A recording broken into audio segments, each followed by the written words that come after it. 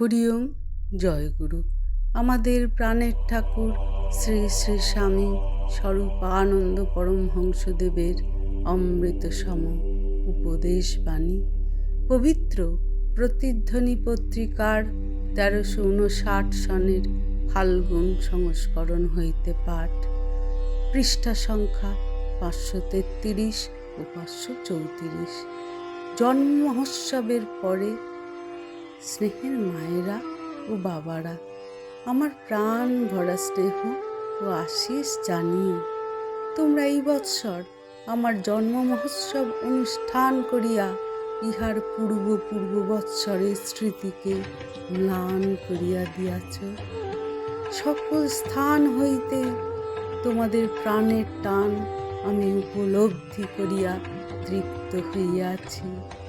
কেবল নিজেদের সংঘবর্তীদের মধ্যে তোমাদের এই আধ্যাত্মিক আনন্দ সীমাবদ্ধ না থাকিয়া জাতি বর্ণ নির্বিশেষে যে সকল সমাজের অন্তরকে স্পর্শ করিয়াছে, ইহা দ্বারা প্রমাণিত হইতেছে যে ক্রমশ তোমাদের অন্তর স্বচ্ছতর ও পবিত্রতর হইতেছে।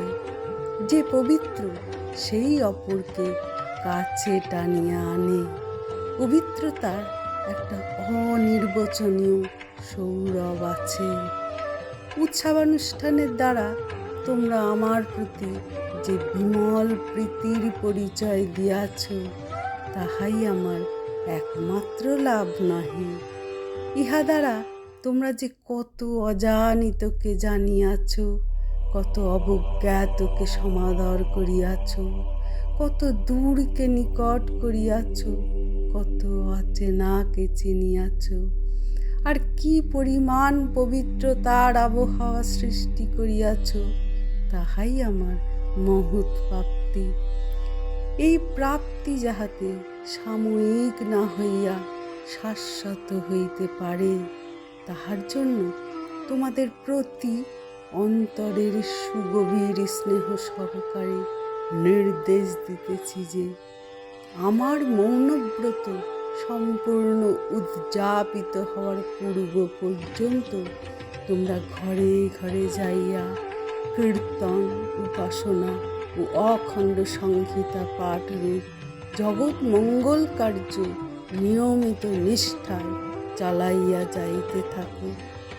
তোমরা প্রতি মানবের সহিত গভীর প্রীতির অনুশীলন করো এবং সেই পবিত্র প্রীতিকে সমাজব্যাপী পাপ ও কদাচারের বিরুদ্ধে সংগ্রামের অস্ত্ররূপে ব্যবহার করিতে সমর্থ হও।